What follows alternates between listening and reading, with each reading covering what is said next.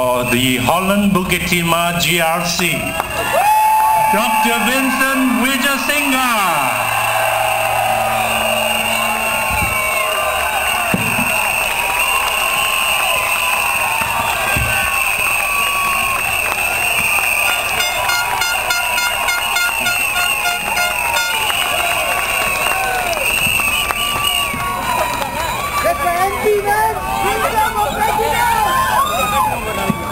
My friends, yesterday I spoke to you at Clementi.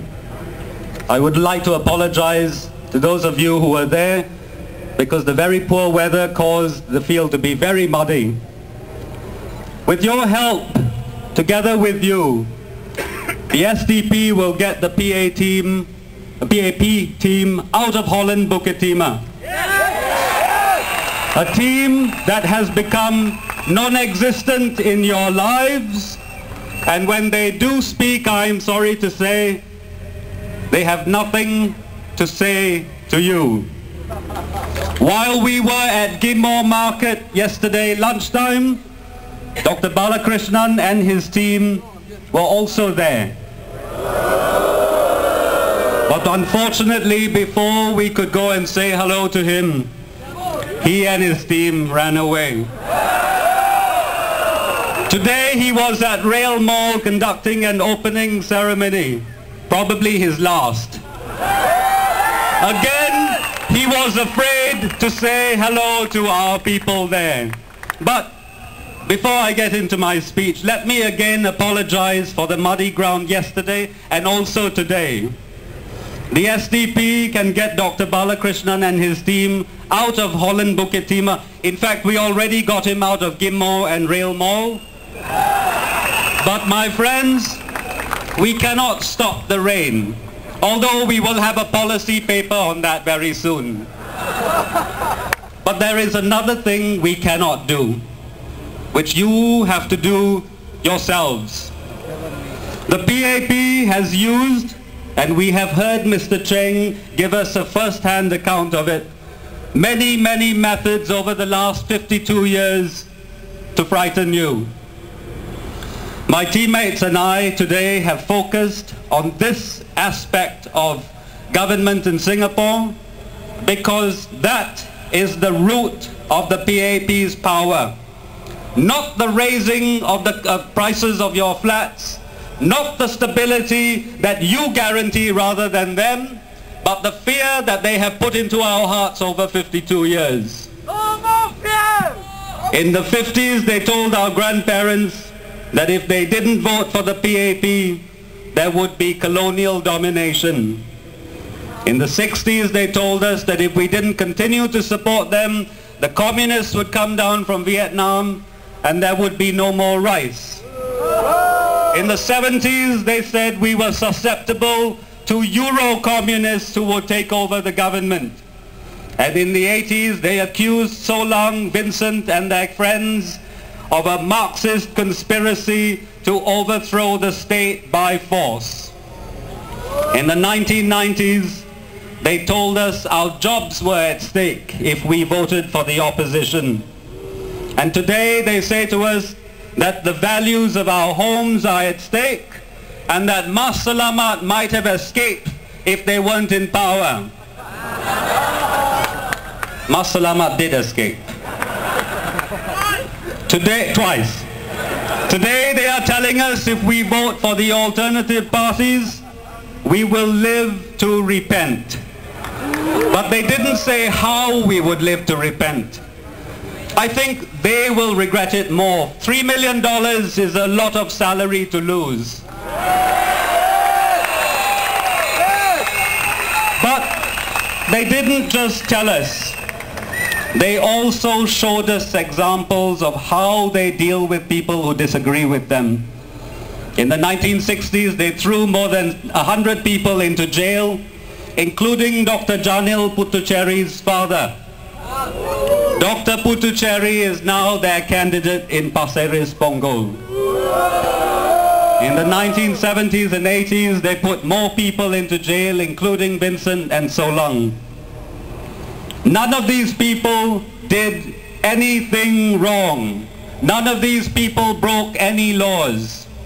Mr. Chia Tai-po was in jail for 32 years. But today, my friends, there are no more Chia Tai-pos in our country. They have frightened us into thinking that without the PAP, the value of our lives will go down. You will lose your job. You will lose your business license. Your child will find it difficult to get into the school of your choice. And when you have no school and no home, no business license, and you're still standing tall, they will bankrupt you. And when they have taken away your money and you are still standing tall, they will send you to the Whitley Road Detention Center.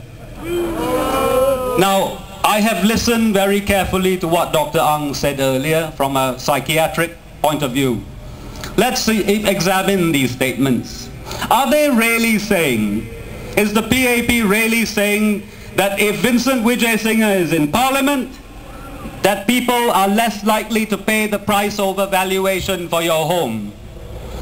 Are they really saying that when Tan Jee Se is in Parliament, you will lose your job? If you lose your job, who is going to do it? The nation depends on people working and contributing to the economy, and it is in the PAP's interest and in Mr. Tan's interest for people to work. Are they really saying that they will take away your business license just because Dr. Ang Yong Guan is in Parliament? What's going to happen on the 8th of May? The Registry of Companies is going to go around Singapore shutting down businesses? Are they saying if Michelle Lee is in Parliament, the school principal will ask you how you voted before they give your child a place? Of course, we know none of these things are going to happen.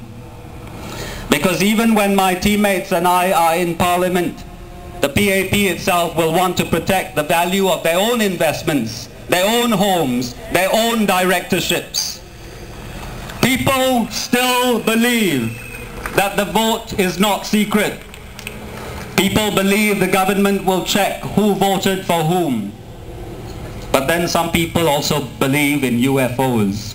Now, I'm not trying to be funny, this is a serious point. Fear, as Dr. Ang told us, is an irrational thing. It is not based on a sober assessment of the facts. We have heard the Minister Mentor threaten us with knuckle dusters and hatchets and big sticks. And then finally, very recently, he threatened us with our own army. The important thing about these threats is that they are not true. Of course he doesn't have a knuckle duster. Knuckle dusters are illegal in Singapore. But the important thing about fear is that we believe it and then act upon it. If you go into a dark room and you see what looks like a snake, you will come out of the room. All you do is switch the light on, and then you realize it's not a snake, but a coil of rope. The PAP's threats are like a coil of rope. They are terribly frightened that you will put the lights on, the light in your heart and in your head, and then you will see that those threats are harmless and will be harmless after the 7th of May.